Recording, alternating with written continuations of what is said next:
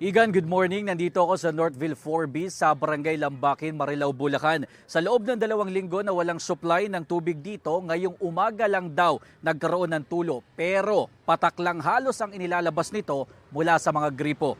Alas 5:30 pa lang ng umaga, nag-iigib na ng tubig ang 70 years old na si Nanay Zenaida.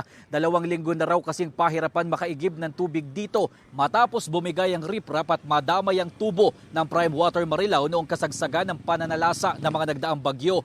Dahil dito, apektado ang mga residente mula sa Barangay Lambakin, Santa Rosa 1 at Lias. Hindi rin daw libre lahat ang mga rasyon ng tubig na nakararating sa kanila. Ang iba kasing mga water tanker may bayad na 25 pesos kada 3 timba, 70 pesos naman kung drum ang iigiban. Ang isa pang residenteng si Nanay Yuli na mayroong panaderya, problemado kung paano makakakuha ng tubig lalo at kailangan ito sa paggawa ng mga panindang tinapay. Marami na rin daw mga negosyo ang pansamantalang huminto tulad ng mga karinderya, tubigan at mga laundry shop. Nung nagkita-kita kami doon, wala naman siyang specific na timeline na ibinigay. Pero nangako naman ang Prime Water na hanggat kaya tututukan naman nila 24 oras kagaya ng mga tao nila yung pipe kung ano yung magiging status niya. Lalo na kagaya kung matanda na, hindi, kahapon may tubig dito. Hindi ako pumila na mahirap. Unahan, agaw-agawam, ganyan. Kaya hindi ako pumila. Kung sa hirap lang napakahirap. Kasi isipin nyo, gigising ka sa umaga.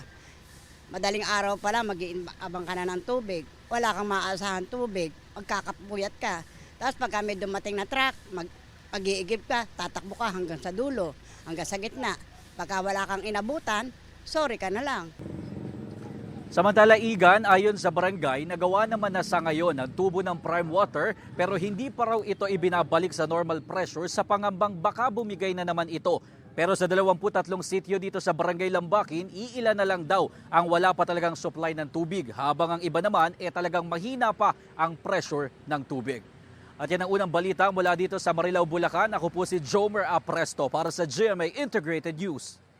Igan, mauna ka sa mga balita, mag-subscribe na sa GMA Integrated News sa YouTube para sa iba't ibang ulat sa ating bansa.